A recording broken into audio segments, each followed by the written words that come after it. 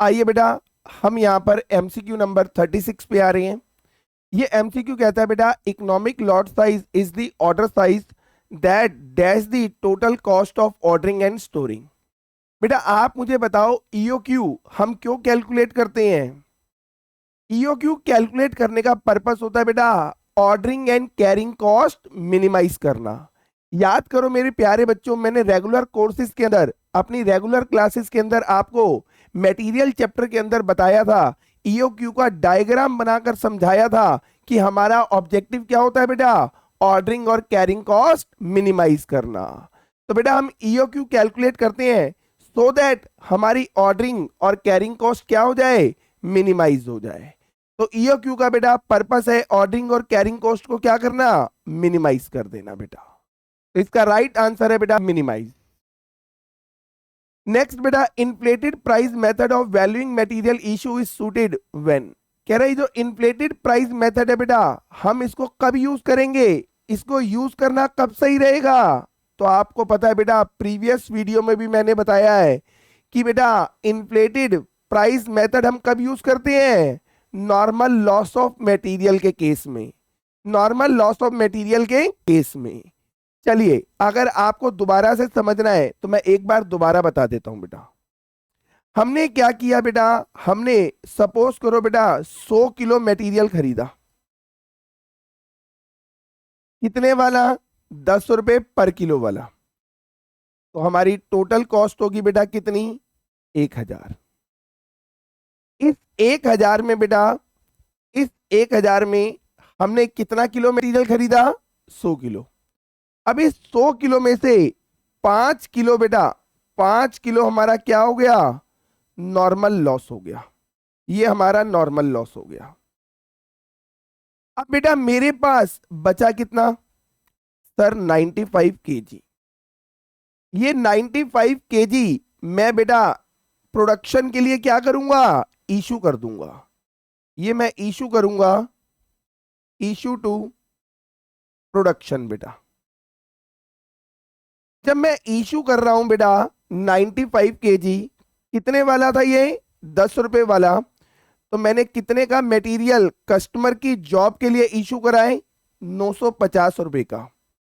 तो ये 950 रुपए तो मैं कस्टमर से रिकवर करूंगा ही करूंगा, क्योंकि ये मटेरियल उसकी जॉब में यूज हुआ है।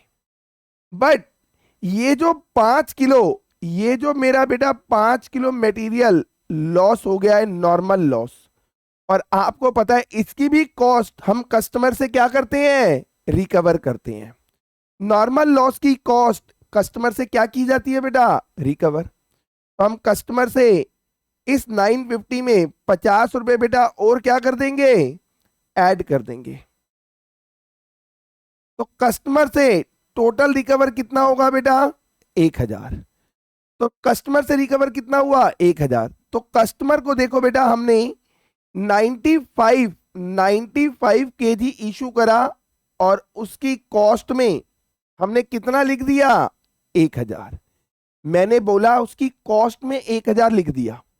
ऐसा मैंने क्यों बोला बच्चों, क्योंकि जब तक मैं कस्टमर की जॉब में कोई कॉस्ट लिखूंगा ही नहीं, तब तक कस्टमर से क्या वो कॉस्ट मुझे रिकवर हो पाएगी।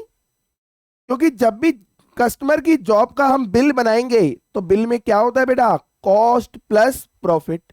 तो पहले कॉस्ट मुझे कहां दिखानी पड़ेगी, कहां दिखानी पड़ेगी बेटा, कस्टमर की जॉब में। तो मैंने कस्टमर की जॉब के लिए 95 केजी मटेरियल इशू करा, कॉस्ट दिखा दी 1000। अब आप चेक करो बेटा, ये पर केजी कितना आ रहा है, 1000 डिवाइडेड बाय 95, ये आ रहा है बेटा 10.526315। तो बेटा यहां पर मैंने ये मटेरियल खरीदा था कितने में, 10 रुपए में, लेकिन कस्टमर को इशू कितने पे करा है, 10.526315। तो मैंने बेटा प्राइस को क्या कर दिया, इन्फ्लेट कर दिया। यानी जब मैंने बेटा जब इशू करा मटेरियल, नॉर्मल लॉस की केस की बात कर रहा हूं, जब मटेरियल इशू हुआ तो बेटा वो इशू हुआ किस प्राइस के ऊपर, इन्फ्लेटेड प्राइस के ऊपर। तो बेटा यही वो पूछ रहा है, inflated price method of valuing material issue is suited when, कब होगा बेटा, नॉर्मल लॉस ऑफ मटेरियल। और नॉर्मल लॉस कौन से लॉस होते हैं बेटा, अनअवॉइडेबल। तो unavoidable wastage of material, unavoidable wastage of material भी क्या है बेटा, नॉर्मल लॉस ऑफ मटेरियल है। तो नॉर्मल लॉस ऑफ मटेरियल के केस में बेटा याद रखना है कि हमारा जो इशू प्राइस होगा वो कौन सा होगा, इन्फ्लेटेड होगा। बोलिए यहां तक कोई दिक्कत परेशानी। चलिए बेटा नेक्स्ट एमसीक्यू आ रहा है बेटा, material loss due to abnormal reason. लो बेटा रेगुलर क्लासेस में बहुत बार डिस्कस करा कि अगर कोई भी लॉस हुआ है ड्यू टू एबनॉर्मल लॉस या एबनॉर्मल रीजन, कोई भी लॉस हुआ है ड्यू टू एबनॉर्मल रीजन, बेटा उसकी कॉस्ट कस्टमर बियर नहीं करेगा। कौन बियर करेगा, कंपनी। अब कंपनी को कॉस्ट बियर करनी पड़ रही है, मतलब ये वो कॉस्ट है जो कस्टमर से रिकवर नहीं हो रही, और कस्टमर से अगर कोई भी कॉस्ट रिकवर नहीं होती तो वो कंपनी के लिए क्या बनता है, लॉस बनता है। और कंपनी लॉस को कहां ट्रांसफर करती है बेटा, costing and P and L account. तो इसका आंसर है बेटा costing profit and loss account. Clear बेटा। आइए नेक्स्ट एमसीक्यू की तरफ चलें। 39 नंबर पे बेटा, reorder level is calculated as follows. बेटा रीऑर्डर लेवल हम कैसे निकालते हैं, तो उसके 3 फार्मूले बताए थे बेटा, रेगुलर क्लासेस याद करो। 3 फार्मूले बताए थे, कौन कौन से, lead time into normal consumption, second lead time into normal consumption plus safety stock, और तीसरा maximum consumption into maximum lead time. तो यहां पर देखो बेटा, maximum consumption into minimum reorder period का मतलब लीड टाइम होता है। तो ये maximum consumption into minimum lead time, ना ना ये तो नहीं है। Maximum consumption into maximum lead time that is maximum reorder period, ये बिल्कुल सही आंसर है। तो लो बेटा हमें आंसर मिल गया, आंसर है बेटा B, maximum consumption into maximum reorder period. आइए बेटा नेक्स्ट हमारा एमसीक्यू है बेटा यहाँ पे, a system that keeps are running and continuous record that tracks inventory and cost of goods sold on day-to-day basis is called as perpetual inventory system। बेटा last class में भी बताया था, perpetual inventory system मतलब वो system है जो लगातार चलता रहता है कॉन्टिन्यूस बेसिस के ऊपर। इसमें होता क्या है बेटा, डेली बेस के ऊपर हम क्या करते हैं, स्टॉक का फिजिकल वेरिफिकेशन होता है। स्टॉक का फिजिकली वेरिफिकेशन होगा बेटा, डेली बेसिस के ऊपर स्टॉक का फिजिकल वेरिफिकेशन करना क्या है बेटा, perpetual inventory system.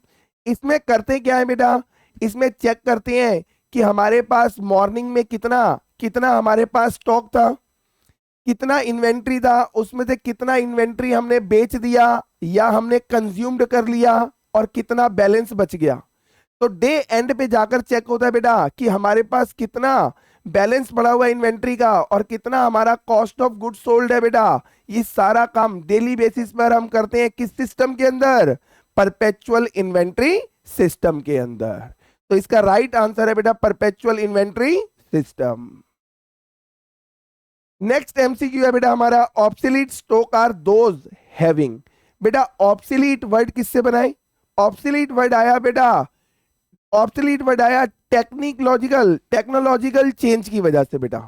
Technical change, technological change, यानी टेक्नोलॉजी में चेंज हो गया, उसकी वजह से हमारा कोई स्टॉक बेटा क्या हो गया, आउटडेटेड हो गया। जैसे एग्जाम्पल की तौर पे बेटा, अगर आपने देखा हो तो पुराने जमाने में बड़े बड़े टीवी चलते थे, लेकिन आज क्या आ गया बेटा, एलईडी। तो टेक्नोलॉजी में चेंज हुआ, वो बड़े बड़े टीवी आज स्लिम फिट में कन्वर्ट हो गए, बड़े बड़े टीवी स्लिम फिट में कन्वर्ट हो गए। तो ये क्या है, टेक्नोलॉजिकल चेंज है। अब आप मुझे बताओ, आज जहां पे slim fit LED TV available है, कोई बेटा वो बड़े बड़े टीवी खरीदेगा पुराने जमाने की, नहीं खरीदेगा। मेरी दुकान में बेटा, मेरी दुकान में वो बड़े बड़े टीवी पड़े हुए हैं बेटा, ये इतने सारे पड़े हुए बड़े बड़े टीवी, क्या आज कोई खरीदने आएगा, नहीं। तो वो मेरे लिए क्या है बेटा, ऑब्सोलीट स्टॉक है। ऑब्सोलीट, ऑब्सोलीट का मतलब अब ये मार्केट में क्या हो गया, आउटडेटेड हो गया due to technological change, due to technological change. तो बेटा ऑब्सोलीट स्टॉक क्या है? No demand for technological change, यानी अब टेक्नोलॉजी में इतना चेंज आ गया है जिसकी वजह से अब इस स्टॉक की कभी भी डिमांड दोबारा नहीं आएगी। तो right answer is no demand for technological change. Clear बेटा? आइए, continuous stock taking is a part of. The continuous stock, daily basis पे आप स्टॉक की काउंटिंग कर रहे हो, फिजिकली वेरिफिकेशन कर रहे हो, तो ये किसका पार्ट है? अभी बताया था बेटा, perpetual inventory system, perpetual inventory system. फिर से बेटा वही क्वेश्चन घुमाकर आ गया। The process of physical verification of store throughout the year is known as perpetual inventory system. बेटा हम अपनी इन्वेंट्री और स्टॉक का फिजिकल वेरिफिकेशन करते हैं डेली बेसिस पर, तो ये काम हम थ्रू आउट द ईयर करते हैं बेटा, पूरे साल भर चलता रहता है। डेली एंड पे, डेली डे एंड पे हम क्या करते हैं? Physical verification. तो ये काम थ्रू आउट द ईयर चलेगा। तो बेटा जहां पर भी प्रोसेस ऑफ फिजिकल वेरिफिकेशन हो, थ्रू आउट द ईयर चल रहा हो, तो वो क्या है? परपेचुअल इन्वेंट्री सिस्टम है। परपेचुअल इन्वेंट्री सिस्टम का मतलब एक ऐसा सिस्टम जिसका कोई एंड नहीं है। आप डेली बेसिस पे क्या करोगे? इन्वेंट्री का वेरिफिकेशन करोगे, फिजिकल वेरिफिकेशन करोगे। क्लियर बेटा? आइए, quantitative records of receipt, issue and balance item of material in store are entered in. बेटा कहां होती है? बिन कार्ड में। आपको बेटा प्रीवियस क्लासेस के अंदर मैंने बताया था, ये जो मैं एमसीक्यूज की क्लासेस ले रहा हूं बेटा, प्रीवियस क्लासेस में बताया था मैंने बिन कार्ड और स्टोर लेजर। तो बिन कार्ड में स्टोर कीपर क्या करता है बेटा? जैसे ही मटेरियल आता है उसकी एंट्री करता है, इशू हो जाता है उसकी एंट्री करता है, कोई नॉर्मल लॉस हो गया उसकी एंट्री करेगा। और ये एंट्री वो सिर्फ किसकी करता है? क्वांटिटी की टर्म्स में, जिससे किसी भी टाइम पर किसी भी स्टॉक का, किसी भी इन्वेंट्री के स्टॉक का हमें पता लग सके। किसी भी टाइम पर किसी भी स्टॉक की, किसी भी मटेरियल का कितना स्टॉक है ये बात हमें पता लग सके बेटा। जरा सोच के देखो बेटा, स्टोर कीपर के पास अगर कोई सीनियर आ गया और उसने पूछा बताओ इस पर्टिकुलर मटेरियल का कितना स्टॉक है, तो क्या बेटा उसके लिए ओरली याद करना पॉसिबल है? नहीं। तो वो क्या करता है? बिन कार्ड मेंटेन करता है। वो बिन कार्ड को उठाएगा और उसमें से देख के क्या करेगा? बता देगा। तो बिन कार्ड की हेल्प से बेटा, बिन कार्ड की हेल्प से स्टोर कीपर क्या करता है? किसी भी मूवमेंट पे मटेरियल का कितना स्टॉक अवेलेबल है वो बता सकता है, क्योंकि बिन कार्ड में एंट्री बेटा किसकी रिस्पेक्ट में करता है? वो स्टोर कीपर बिन कार्ड में एंट्री किसकी रिस्पेक्ट में करता है? In respect of quantity. Clear बेटा? आइए, नेक्स्ट है बेटा abnormal loss on account of idle time. बेटा कोई भी एबनॉर्मल लॉस हो, ट्रांसफर कहां होगा? Return of by being directly debited to, कहां जाएगा बेटा abnormal loss? Costing P&L account. आइए बेटा, two important opposing factor in fixing the economic order quantity are dash and dash. बेटा ईओक्यू निकालते समय दो इंपॉर्टेंट फैक्टर कौन से हैं? ऑर्डरिंग कॉस्ट और कैरिंग कॉस्ट। तो राइट आंसर है बेटा ऑर्डरिंग कॉस्ट और कैरिंग कॉस्ट। आइए बेटा, बिन कार्ड शोज, बेटा बिन कार्ड क्या दिखाता है? Quantity of raw material. अभी तो डिस्कस करा ना। चलिए, which type of material is classified A type in ABC analysis. बेटा जिन बच्चों ने एबीसी एनालिसिस नहीं पढ़ा हुआ, मेरी यूट्यूब चैनल के ऊपर बेटा वीडियो पड़ी हुई है। मेरे यूट्यूब चैनल पे एबीसी एनालिसिस की वीडियो पड़ी है, आप वहां से इसको देख सकते हैं। और उसको देखने के बाद आपको पता लगेगा कि एबीसी एनालिसिस में ए टाइप के मटेरियल कौन कौन से होते हैं, कौन से मटेरियल है बेटा जिनको हम ए टाइप में कंसीडर करते हैं। तो आपको पता लगेगा बेटा high price less quantity, high price less quantity. अगर आपको बेटा इसके अंदर कोई डाउट है तो आप मेरी वीडियोस एबीसी एनालिसिस को जरूर देखें। चलिए बेटा, which of the following is recorded by bin card. बेटा बिन कार्ड में क्या रिकॉर्ड करता है स्टोर कीपर? क्वांटिटी। तो इसका राइट आंसर है बेटा quantity. Store laser is a record of receipt, issue and closing balance of material by entering. बेटा स्टोर लेजर कौन बनाता है बेटा? Cost accounting department. Store laser कौन मेंटेन करता है? Cost accounting department. और बेटा मैंने बताया था आपको कि यहां पर हम क्वांटिटी के साथ साथ क्या लिखते हैं, उसकी वैल्यू भी लिखी जाती है। तो स्टोर लेजर में बेटा क्वांटिटी एंड वैल्यू दोनों आते हैं, तो इसका राइट आंसर है बेटा क्वांटिटी एंड वैल्यू। इसका राइट आंसर है बेटा quantity and value. In case of rising price FIFO method will provide. बेटा अगर हमारे मटेरियल का दाम बढ़ता जा रहा है तो फीफो मेथड क्या करेगा? तो चलो बेटा इसको एक एग्जांपल से समझाते हैं। सपोज करो बेटा हमारा जो मटेरियल हमारे पास पड़ा हुआ है, जिसे हम बोल सकते हैं हमारा ओल्ड है वो मटेरियल, क्योंकि हमने ऑलरेडी हमारे पास है, हम पहले से खरीद चुके हैं उसे। मान लो बेटा पहले जब मटेरियल हमने खरीदा था, मटेरियल की कॉस्ट थी बेटा 5 रुपए, और अदर कॉस्ट जो आती है बेटा यहाँ पे अदर कॉस्ट थी बनाने में, अदर कॉस्ट लगती है बेटा मान लो 20 रुपए, और सेलिंग प्राइस था बेटा कितना, 40 रुपए। तो प्रॉफिट होता था कंपनी को कितना बेटा, 5 का मटेरियल खरीदा, 20 रुपए की अदर कॉस्ट, तो टोटल 25, 40 में बेचा तो प्रॉफिट कितना था, 15। अब कंपनी ने न्यू मटेरियल भी खरीद लिया, और अब न्यू मटेरियल बेटा जो पहले 5 रुपए का आता था, आज उसका प्राइस बढ़कर हो गया कितना, 8 रुपए। अब बेटा अदर कॉस्ट तो अभी भी सेम ही है बेटा 20 रुपए, तो बनाने में लगेगा कितना, 28, सेलिंग प्राइस 40, तो प्रॉफिट कितना है बेटा, 12 रुपए। तो बेटा यहां पर ध्यान से देखो, मेरी कंपनी में ना 2 तरह का मटेरियल पड़ा हुआ है। एक वो मटेरियल जो मैंने पहले खरीदा था कितने में, 5 रुपए में, और एक वो मटेरियल बेटा जो मैंने अभी अभी खरीदा है, कितने में बेटा,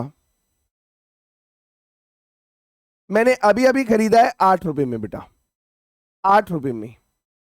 मेरे पास पहले से मटेरियल था 5 रुपए, मैंने नया मटेरियल मंगवाया, वो आया बेटा 8 रुपए का। अब मेरे पास 2 मटेरियल हैं, एक पुराने वाला और एक जो अभी खरीदा नया वाला। एक कस्टमर मेरी दुकान पे आया और बोला कि सर मेरे लिए क्या करो, गुड्स बना दो।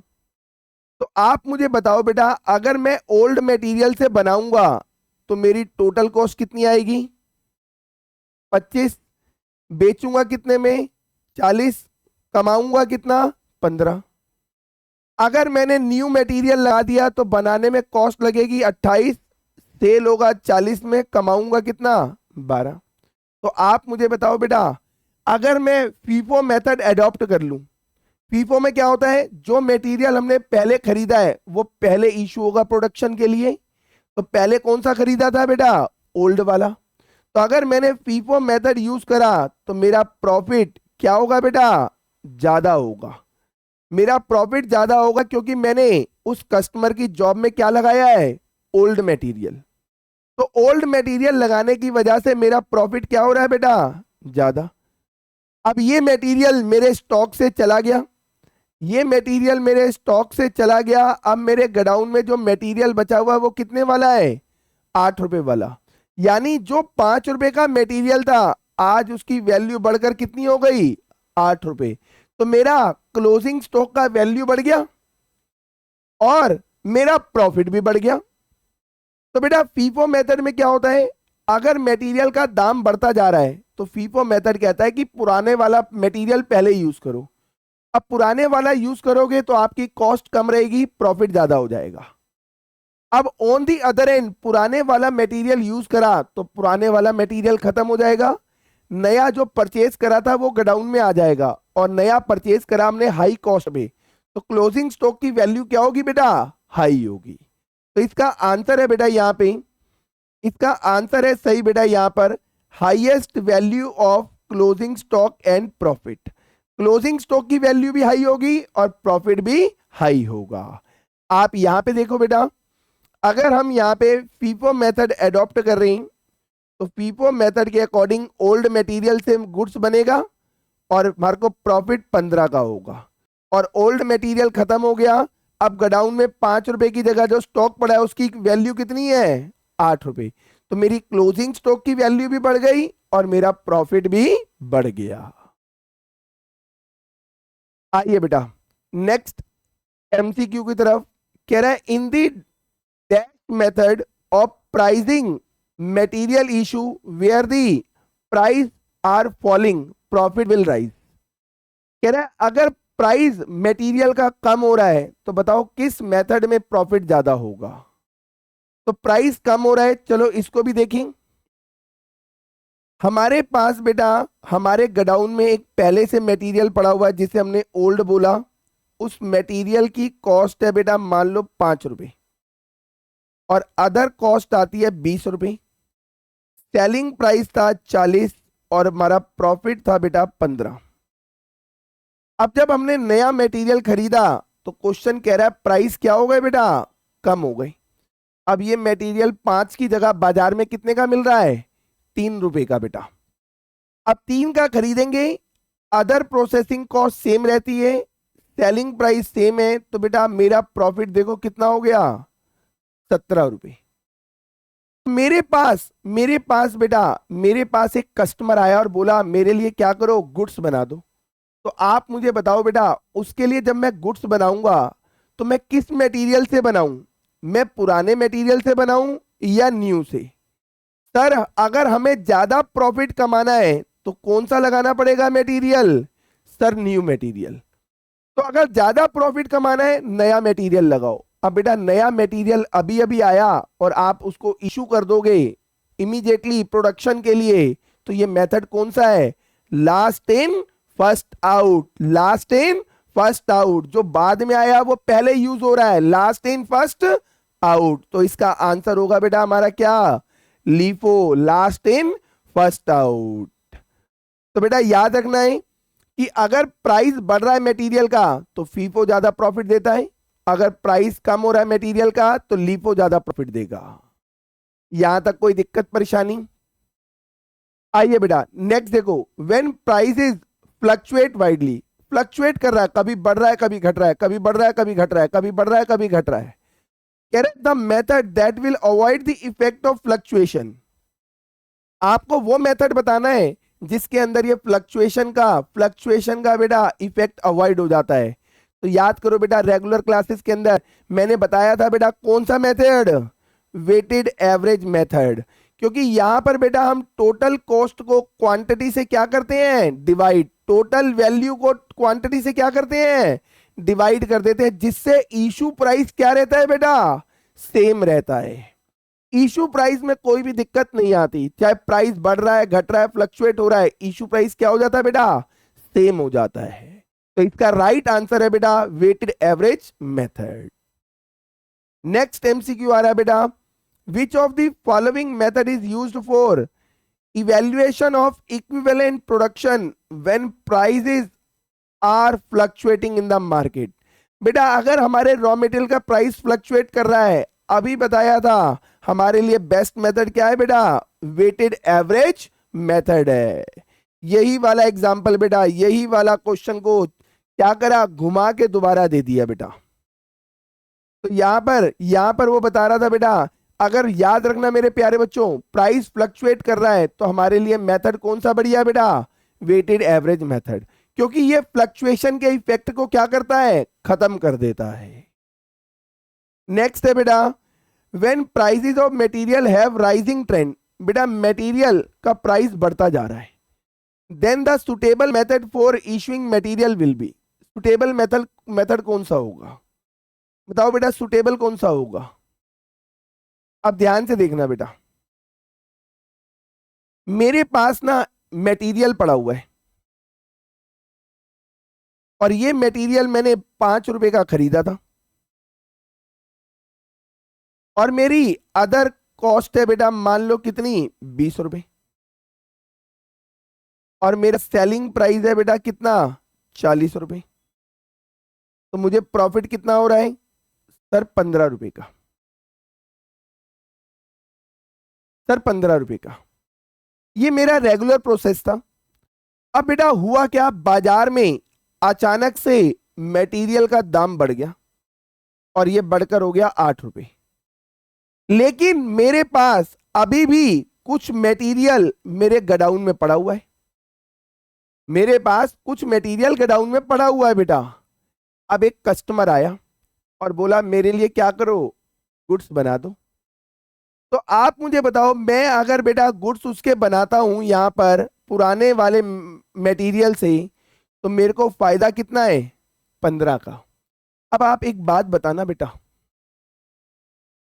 आपने आपने बोला कि सर जब प्राइस बढ़ते हैं ना फीफो मेथड लगा दो, क्योंकि इससे ना प्रॉफिट ज्यादा आता है। यही बात मैं आपको बेटा यहां पे भी समझा रहा था। देखो ये वाले फीफो में, यहां पे, यहां पर करने से क्या होगा, आपका प्रॉफिट और स्टॉक दोनों हाईएस्ट वैल्यू पे आते हैं, आपका प्रॉफिट ज्यादा हो जाता है। बट मेरे प्यारे प्यारे बच्चों, इस वाले एमसीक्यू को बहुत ध्यान से समझना। मैंने कहा अगर हम फीफो मेथड लगाएंगे तो पुराना मटेरियल पड़ा है उसे यूज करके कितना कमा लेंगे, 15 रुपए। लेकिन जरा ध्यान से सोचो मेरे प्यारे बच्चों, मेरे पास आज 5 रुपए का मटेरियल पड़ा है, आप मेरी दुकान पे आए, बोले सर मेरे लिए गुड्स बना दो। मैंने वो 5 रुपए का मटेरियल निकाला अपनी स्टोर में से, अदर कॉस्ट लगाई 20 रुपए, 25 रुपए मेरी कॉस्ट आई, मैंने 40 में बेच दिया। मैंने कहा मेरे को प्रॉफिट हुआ 15 रुपए, 15 रुपए, 15 रुपए। बट अब मैं दोबारा से बेटा मेरे मटेरियल, मेरी दुकान पे मटेरियल जो था 5 रुपए का, वो तो आपके गुड्स के अंदर यूज हो गया। तो अब मैं दोबारा से क्या करूंगा बेटा, मटेरियल खरीदूंगा। अब मैं बाजार में खरीदने गया, मटेरियल कितने का मिला, 8 रुपए का। मटेरियल कितने का मिला, 8 रुपए का। तो बेटा एक बात बताओ, अब मेरी जेब से पैसे गए कितने, 8 रुपए। तो कायदे से सोचो बेटा, जब ये मटेरियल का दाम 8 रुपए हो गया था, तो ये मटेरियल जो मैंने 5 रुपए में लिखा हुआ है, अगर मैं बाजार में किसी और को बेच देता तो मेरे को 8 रुपए मिलते या नहीं मिलते, बोलो, मिलते। तो कायदे से ये जो मटेरियल मैंने बेटा आपके लिए यूज करा, आपके लिए यूज करा और बाद में दोबारा खरीद के आया, तो बेटा जब दोबारा खरीद के आया तो दाम कितना हो गया, 8 रुपए हो गया।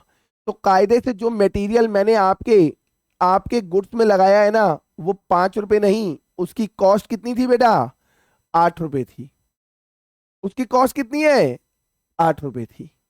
तो बेटा यहाँ पे हमारे लिए बेस्ट मेथड होना चाहिए लीफो बेटा, क्योंकि अगर मैं लीफो मेथड लगाता तो बेटा मेरा आंसर, मेरा प्रॉफिट बिल्कुल सही आता बेटा, बिल्कुल सही निकल कर आता, बिल्कुल सही निकल कर आता। कितना बेटा, 12 रुपए।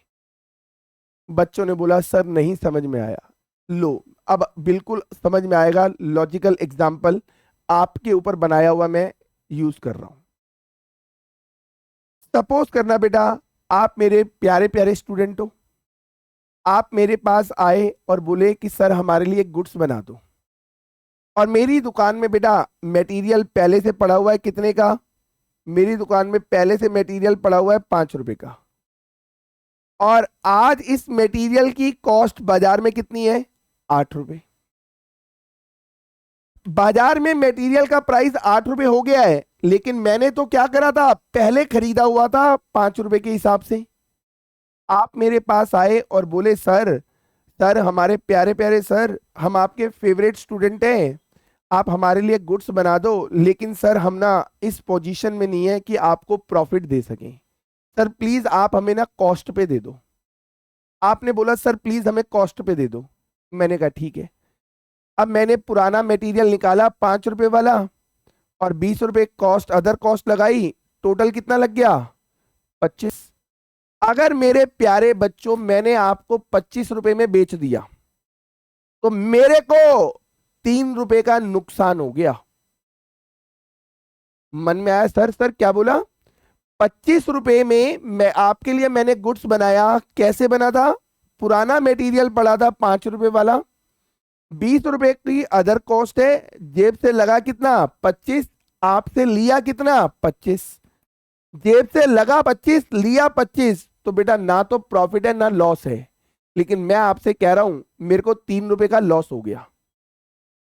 सर कैसे लॉस हो गया? जब 25 लगा और 25 ही हमने आपको दे दिया, कैसे लॉस हो गया आपको?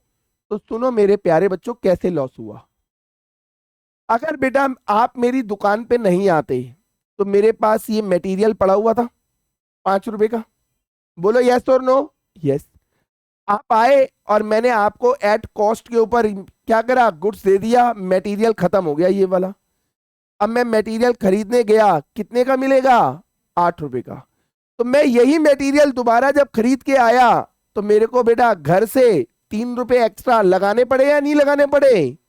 क्योंकि आपसे तो 5 रुपए लिए हैं मटेरियल के नाम पे।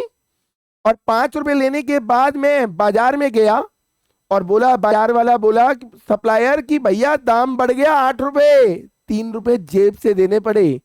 तो आपके लिए गुड्स बनाने से बेटा, आपके लिए जो मैंने गुड्स बनाया उसमें जो मैंने घर पे पड़ा मटेरियल यूज कर लिया, वो खत्म हुआ, दोबारा लाके जब रखा ना तो मेरे को 3 रुपए क्या हो गए बेटा, जेब से लगाने पड़े। तो जब मैंने 3 रुपए लगाए तो मेरे को लॉस हुआ या प्रॉफिट हुआ बेटा? लॉस हुआ। तो बेटा फीफो, फीफो मेथड जो है ना, फीफो मेथड बेटा सही आंसर नहीं देता। क्योंकि फीफो मेथड से लग रहा था मैंने 25 रुपए आपसे जो लिए हैं उस पे मेरे को ना तो प्रॉफिट है ना ही लॉस है, क्योंकि लगा 25 लिया 25, तो ना तो प्रॉफिट ना लॉस। लेकिन रियलिटी में देखो मेरे बच्चों, मुझे लॉस हुआ या नहीं हुआ? क्योंकि आपको देने के बाद मैं मटेरियल ला के भी तो रखूंगा। तो आपको देने के बाद जब मैं पहले वाली पोजीशन पे आया, मटेरियल खरीद के आया, तो ऐसे केस में बेटा मैंने आपसे मटेरियल के नाम पे लिया 5 रुपए और बाजार में पे करा 8 रुपए, तो मुझे 3 रुपए का लॉस हुआ या नहीं हुआ? लॉस हुआ या नहीं हुआ? सर लॉस हो गया। तो बेटा हमारे को जब प्राइस इंक्रीज हो रहा होता है ना, तो फीफो मेथड कभी भी एक्चुअल पिक्चर नहीं दिखाता, एक्चुअल प्रॉफिट लॉस की पिक्चर नहीं दिखाता। एक्चुअल प्रॉफिट लॉस की पिक्चर कौन दिखाता है बेटा? LIFO method. कैसे दिखाता है ये देखो बेटा, ये मटेरियल पहले से पड़ा था 5 रुपए का, हमने 20 रुपए और लगा दिए, 25 रुपए कॉस्ट थी, 40 में बेचा और बोला 15 का प्रॉफिट। लेकिन जरा ध्यान से सोचो, जो कस्टमर से हमने 5 रुपए लिए हैं मटेरियल के नाम पे, जब बाजार में खरीदने गए तो वो कितने का मिलेगा? 8 रुपए का। तो कायदे से हमें 3 रुपए का तो लॉस भी हुआ है मटेरियल के नाम पे। हमें यहां से 3 रुपए का क्या हो गया? लॉस हो गया। लेकिन अदर कॉस्ट के नाम पे कस्टमर से लिए भी 20 और हमने पे भी कितने करे आगे? 20 रुपए। तो यहां तो no profit no loss, no loss. तो बेटा यहां पर देखो मेरी रियलिटी में देखो, ये जो मैं बोल रहा था कि 5 रुपए का मटेरियल लगा है, 20 रुपए की कॉस्ट है बेटा, 40 में बेचा, 15 कमाया, बेटा इस 15 में ये लॉस भी तो है 3 रुपए का। तो कायदे से कमाऊंगा कितना? 12 रुपए बेटा, 12 रुपए। तो बेटा हमारे को देखो बेस्ट आंसर देगा लीफो। अगर मैं लीफो लगाता तो पहले ही मटेरियल 8 वाला यूज करता और 20 रुपए अदर कॉस्ट, 28 लगते, 40 में बेचा था, 12 का प्रॉफिट। तो बेटा जब प्रॉफिट कह रहा हूं, प्राइस बढ़ रहा है ना मटेरियल का, तो हमारे लिए बेस्ट मेथड क्या होता है बेटा? लीफो है, क्योंकि लीफो एक एक्चुअल प्रॉफिट या लॉस की फिगर दिखाता है, एक्चुअल प्रॉफिट या लॉस की फिगर दिखाता है। सिंपल सिंपल वर्ड्स में सुनना बेटा, आपके घर में ना, आपके घर में मान लो बेटा चीनी पड़ी हुई थी, आपके घर में 2 किलो चीनी पड़ी हुई थी, और आपके भाई के घर में, आपके छोटे भाई के घर में चीनी खत्म हो गई। तो भाई आपके पास आया, बोला कि भाई कुछ चीनी पड़ी है। आपने कहा 2 किलो लाया था अभी पिछले हफ्ते, बिल्कुल पैक पड़ी हुई है, ले ले। उसने आपसे ले ली, बोला भैया कितने पैसे? तो आपने कहा 80 रुपए की लाया था। 40 रुपए किलो के हिसाब से 2 किलो 80 रुपए की लाया था। छोटे भाई ने आपको 80 रुपए दे दिए, छोटा भाई चीनी लेके चला गया। अब अगले दिन आपने कहा चलो ये 2 किलो के जो पैसे दे गया ना भाई, इससे दोबारा चीनी लाके घर में रख देता हूं, कहीं मेरे ही घर में चीनी खत्म ना हो जाए। तो आप बाजार में गए और 2 किलो चीनी ली। अब दाम हो गया चीनी का कितना बेटा? 42 रुपए किलो। तो दुकानदार ने मांगे 84 रुपए। अब आप बताओ बेटा, आपने आपने भाई से लिए 80 रुपए, जेब में आया, आप अपनी 2 किलो चीनी दे के 80 रुपए, और जब 2 किलो चीनी बाजार से खरीद रहे हो तो 84 रुपए। तो अब आप बताओ 4 रुपए क्या छोटे भाई से मांग सकते हो? नहीं। तो अब 4 रुपए का लॉस बियर कौन करेगा? आप करोगे। तो बेटा यहां पे अब जरा ध्यान से सुनना, जब आपने बेटा अपनी चीनी 80 रुपए की भाई को दी थी ना, उस टाइम पे आपको लग रहा था मैंने भाई से ना तो प्रॉफिट कमाया है ना लॉस, क्योंकि आपने 80 की खरीदी 80 में दे दी। लेकिन जब दुकान पे खरीदने गए तो जाके पता लगा दाम बढ़ गया, और दाम बढ़ने से आपको क्या हो गया? लॉस हो गया। तो यही चीज मैं बता रहा हूं बेटा, जब मटेरियल का दाम बढ़ता है ना, तो फीफो मेथड सही आंसर नहीं देता। फीफो मेथड सही आंसर नहीं देता, क्योंकि फीफो मेथड के अंदर होता क्या है, पुराने वाले दाम के ऊपर हम भाई को इशू कर देते हैं, और जब बाजार से खरीदते हैं तो हाई प्राइस के ऊपर खरीदते हैं, जिससे वो प्रॉफिट या लॉस जो पोजीशन थी वो एक्चुअल नहीं थी। जब आपने भाई को चीनी 80 रुपए में दी तो आपको लग रहा था नो प्रॉफिट नो लॉस, लेकिन वो पोजीशन सही नहीं थी। बाजार में चीनी का दाम बढ़ गया तो आपको बेटा 4 रुपए का क्या हो गया था? लॉस हुआ है। तो जब मटेरियल का प्राइस बढ़ रहा है तो फीफो मेथड बेटा सही आंसर नहीं देता। सही आंसर कौन देगा बेटा? लीफो। अगर आपने भाई को बोला होता चल तेरे घर चीनी नहीं है ना, 2 मिनट वेट कर, मैं बाजार से लेके आ रहा हूं, अभी तेरे को देता हूं। आप बाजार में गए 84 रुपए की लाए, और वही चीनी 84 रुपए में भाई को दे दी, तो ऐसे केस में 2 किलो चीनी 80 वाली आपके घर में पड़ी रहती। आपने 84 रुपए की जो चीनी खरीदी थी वो भाई को दे दी, तो 84 जेब से लगा, 84 वापसी आ गया। तो आपको अब प्रॉफिट या लॉस नहीं हुआ। लेकिन गलती से पुरानी वाली चीनी जो घर में पड़ी थी उठा के दे दी पुराने प्राइस पे, और खरीदने गए नए प्राइस पे, तो आपको लॉस होगा। तो बेटा यहां पे हमारे को फीफो मेथड से लॉस होता है, और लीफो मेथड हमारे को बेस्ट आंसर देता है। तो इसका आंसर क्या है बेटा? लीफो है। समझ में आया बेटा यहां तक? कोई दिक्कत परेशानी बेटा?